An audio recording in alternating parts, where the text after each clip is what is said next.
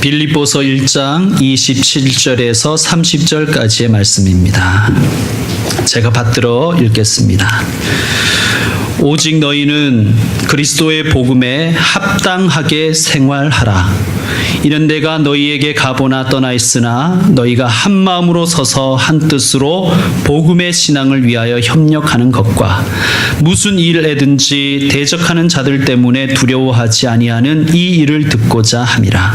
이것은 그들에게는 멸망의 증거요 너희에게는 구원의 증거니 이는 하나님께로부터 난 것이라.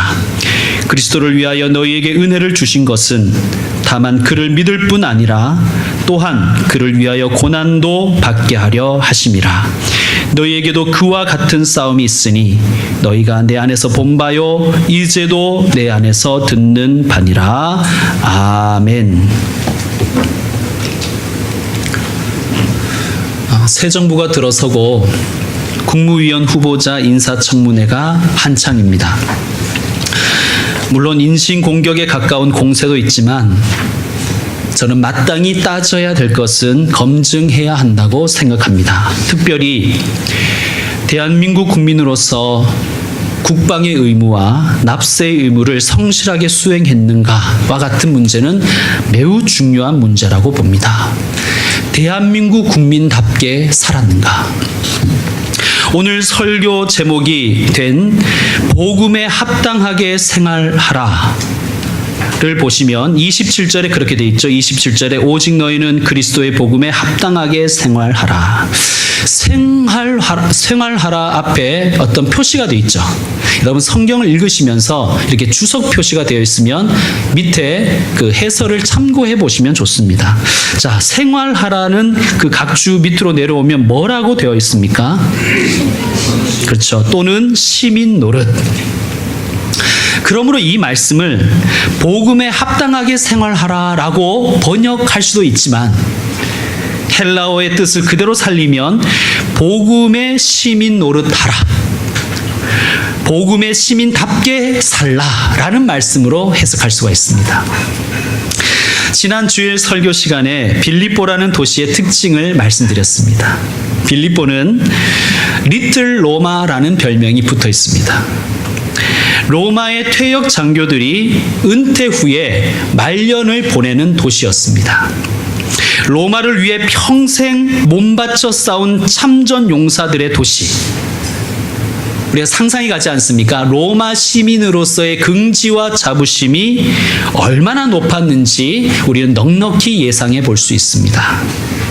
또 로마는 이 빌립보로 이주하는 로마 시민들에게 특별한 혜택을 주었는데 세금 면제라는 어마어마한 혜택을 준 것입니다.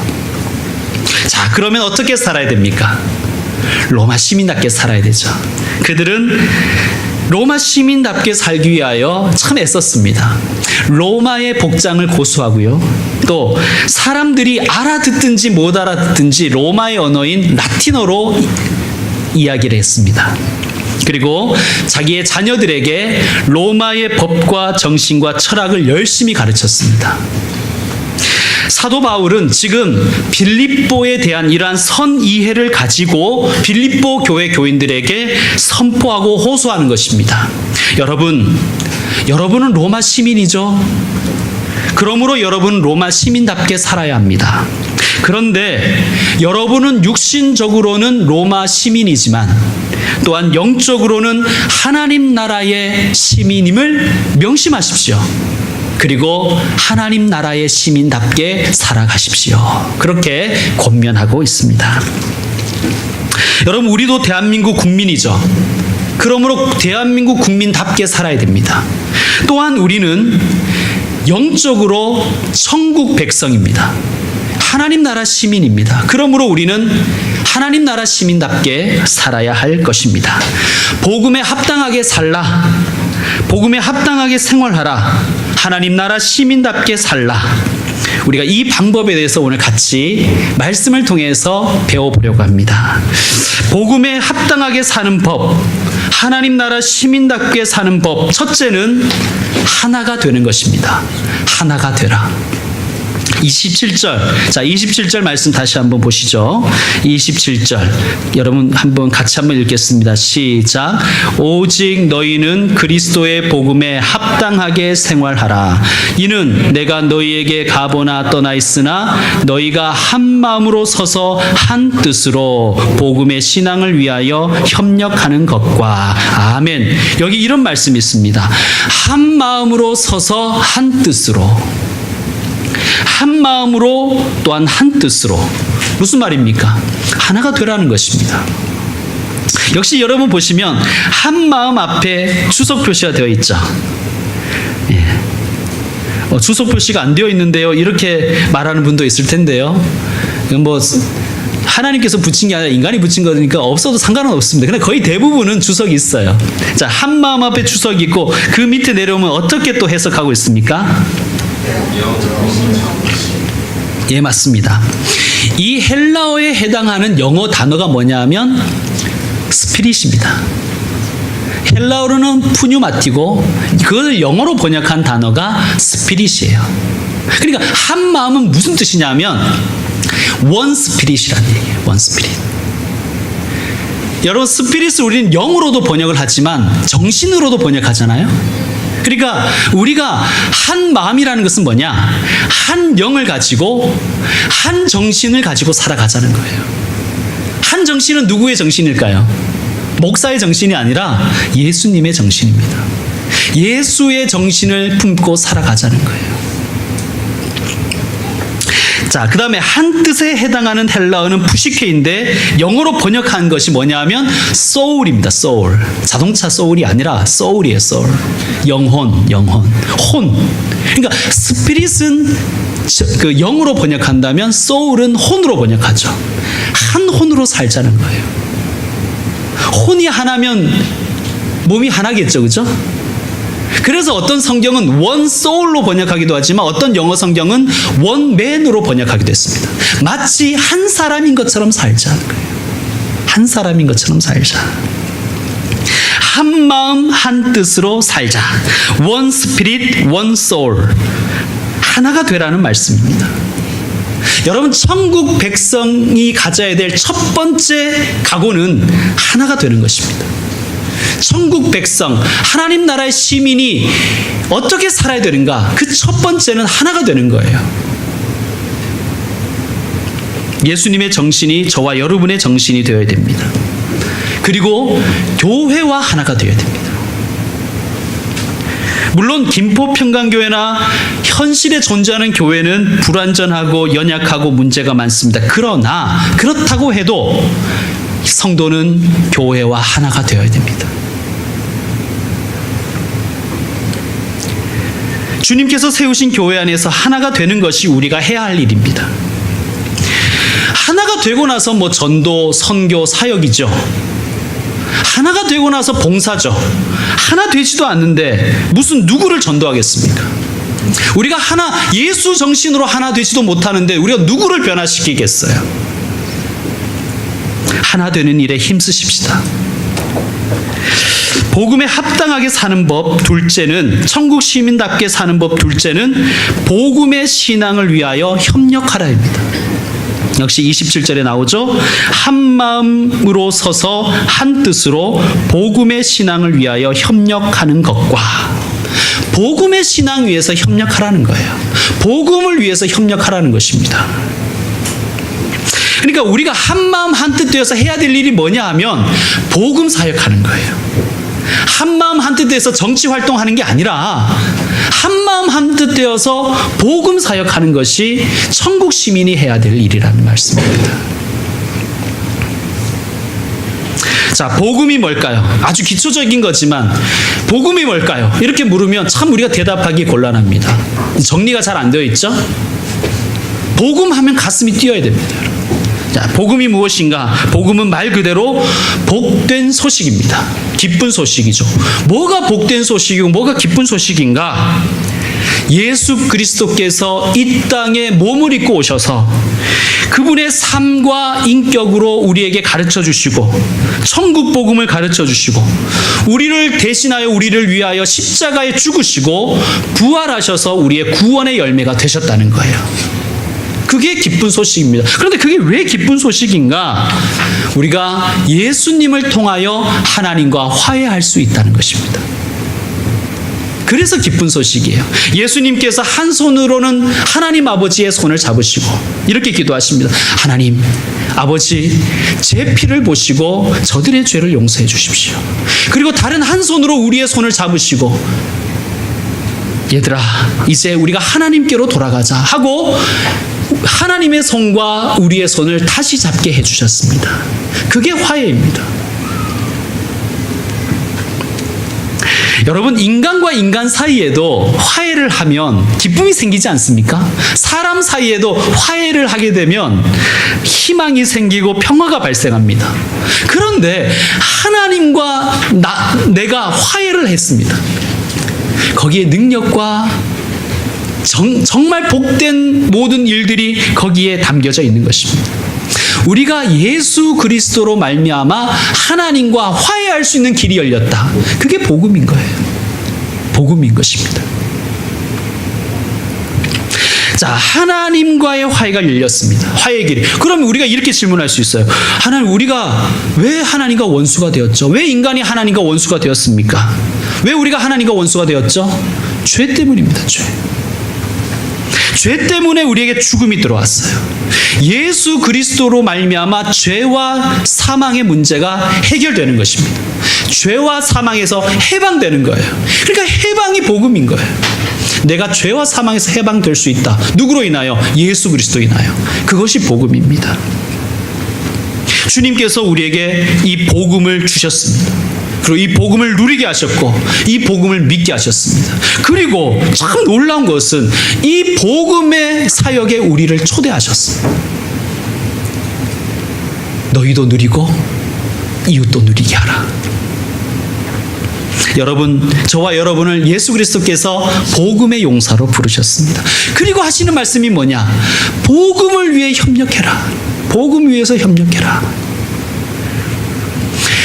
여기 협력하라는 단어가 참 재밌는 건요. 이 단어를 찾아보면 이게 군사용어라는 거예요. 군사용어. 여러분 혹시 미식축구 아십니까? 미식축구. 미식축구를 보면 이 럭비공을 가운데 두고 양 팀이 스크럼을 짜죠. 아마 TV에서 한 번씩 보셨을 거예요. 스크럼이 무너지는 쪽이 질 확률이 높아집니다. 그 단어입니다. 협력하라는 것은 뭐냐면 함께 스크럼을 짜고 스크럼을 무너뜨리지 말라는 거예요. 우리 이 복음이, 예수 그리스도의 복음의 진영과 이 사탄의 진영이 스크럼을 짜고 있다고 여러분 그렇게 상상해 보십시오. 우리가 스크럼이 무너지면, 내가 무너지면 같이 무너지는 거예요. 협력하라는 거예요. 협력하라. 이 말을 그 빌립보 교회 교인들, 로마 시민들은 너무나 잘 알아들었을 거예요. 이들은 퇴역 장교들이죠. 퇴역 군인들입니다. 로마는 보병 중심이에요. 오와 열을 정확하게 맞춰서 오와 열이 함께 움직입니다. 이렇게 되는 거예요. 첫 번째 열은 방패를 들고 있어요. 두 번째 열은 창을 들고 있습니다. 세 번째 열은 칼을 들고 있는 거예요. 그러니까 같이 움직이면서 적들이 공격하면 방패로 맞고 뒷줄이 창으로 찌릅니다. 그리고 세 번째 줄이 나가서 무찌릅니다. 이것이 정확하게 스크럼이 되어서 돌아가야 승리할 수 있어요. 방패가 무너지면, 방패 열이 무너지면 뒤에 있는 창의 열도 무너지고 창의 열이 무너지면 칼의 열도 무너지는 거예요. 지금 바울이 협력하라는 단어를 이 군사용어를 써서 이야기하는 겁니다. 복음의 사역을 위하여 협력하라. 복음의 사역 위해서 싸우라는 거예요. 싸우라. 함께 싸우라. 여러분, 우리 함께 싸우십시다. 복음의 사역 위해서 함께 협력하십시다. 여러분, 우리가 이것을 우리가 생각하건대 복음의 일을 위하여 내가 함께 협력한다는 이 정신을 우리가 가지고 있으면 사소한 것 가지고 싸울 수가 없어요. 내가 잘났다, 네가 잘났니, 내가 잘했다, 네가 잘했다, 이런 거 가지고 싸울 수가 없습니다. 예를 들면 이래요, 여러분. 부부가 싸웠어요. 싸울 수도 있잖아요. 여러분 안 싸우시나요?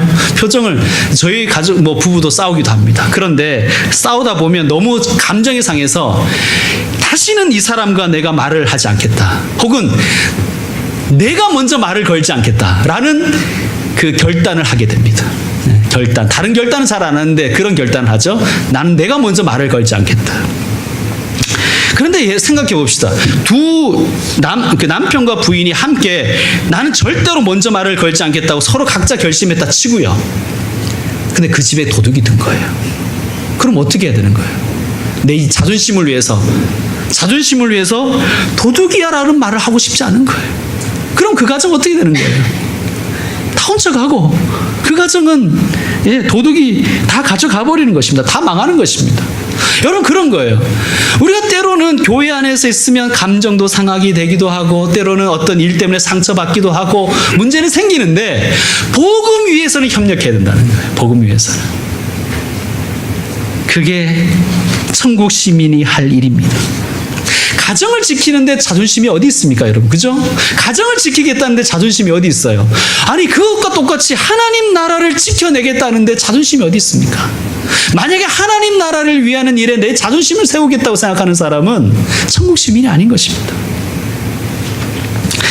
복음에 합당하게 사는 법 셋째는, 천국 시민답게 사는 법 셋째는 적을 두려워하지 말라입니다. 자, 우리 28절 여러분 제가 한번 읽겠습니다. 28절입니다. 무슨 일에든지 대적하는 자들 때문에 두려워하지 아니하는 이 일을 듣고자 함이라.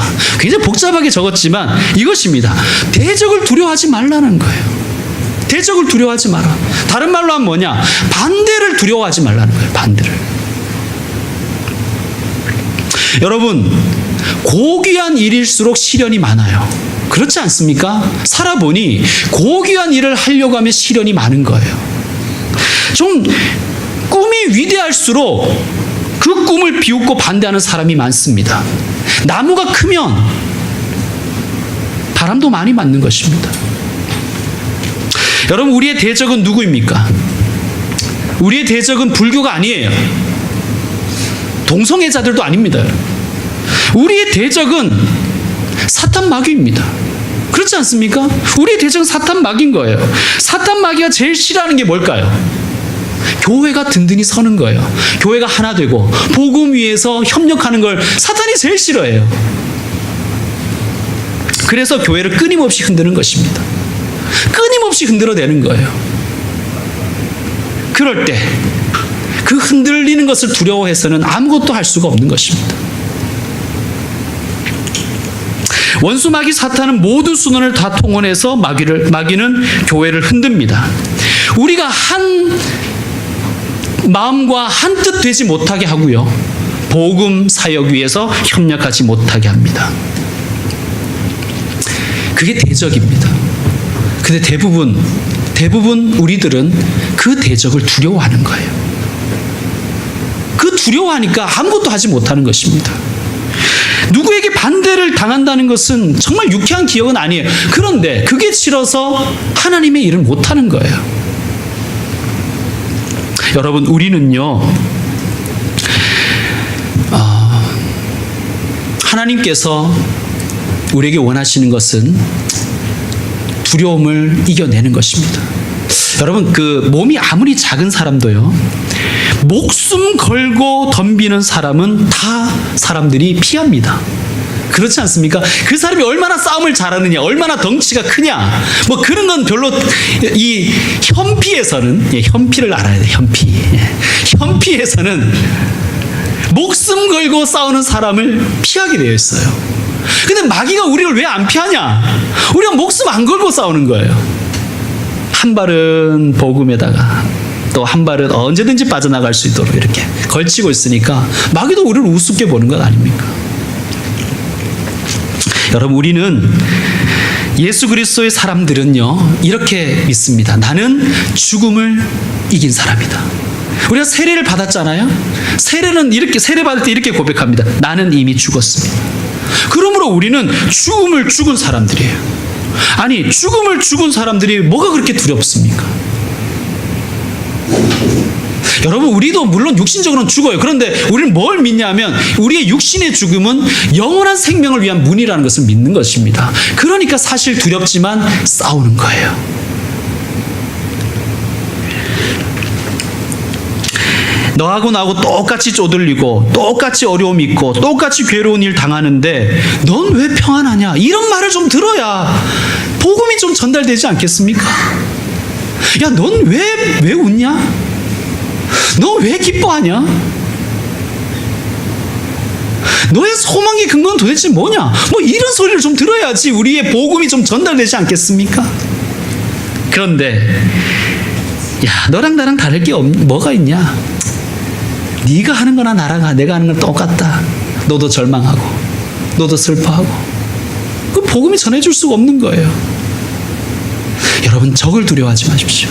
특별히 원수마귀 사탄. 내게 오는 원수마귀 사탄은 뭐 불안, 실패, 온갖 것으로 우리를 흔들어내는 거예요. 두렵게 만들어버리는 겁니다. 이겨내십시오. 복음에 합당하게 사는 세 가지 방법을 배웠습니다. 복음의 시민답게 사는 세 가지 방법을 배웠습니다. 하나가 되라. 복음 사역 위에 협력하라. 반대를 두려워하지 말라. 이것을 한마디로 이렇게 표현했습니다. 29절 우리 같이 읽겠습니다. 29절 시작. 그리스도를 위하여 너희에게 은혜를 주신 것은 다만 그를 믿을 뿐 아니라 또한 그를 위하여 고난도 받게 하려 하심이라. 아멘. 다만 그를 믿을 뿐 아니라 또한 그를 위하여 고난도 받게 하려 하심이라. 무슨 말입니까 이게? 십자가 지라는 말씀입니다. 십자가 지라는 말씀이에요. 다른 건 못 기억해도 좋은데요, 십자가 지는 사람이 되어야 된다는 것이 오늘 말씀의 핵심입니다. 말씀을 마무리하면서 한 이야기를 들려드리겠습니다. 동자승들이 많이 생활하는 어떤 선원이 교회 옆에 있었습니다. 교회에서 항상 찬양을 틀어놓으니까 동자승들의 입에서도 찬양 곡조가 흘러나오는 거예요. 예수님 찬양, 예수님 찬양, 예수님 찬양합시다. 이걸 워낙 들었다 보니까 관세음보살, 관세음보살, 관세음보살 부처님, 이게 자기들이 막 그 찬양 곡조가 막 흘러나오는 거예요. 그리고 이걸 보다 못한 주지스님이 동자승들을 모아놓고 말합니다. 큰일 났구나. 너희들 중에 교회에 가서 제발 찬송가 좀 틀어놓지 말라고 강력하게 항의할 사람이 좀 필요하다. 누가 가겠느냐? 아무도 가려 하지 않는 거예요. 그 주지스님이 너무 슬퍼서 다시 묻습니다. 아니, 우리 선원에는 용기가 있는 사람이 이렇게도 없단 말이냐? 그럴 때 저쪽 끝에 있는 가장 작은 동자승이 손을 번쩍 들고, 스님, 주지스님, 제가 십자가를 지겠습니다.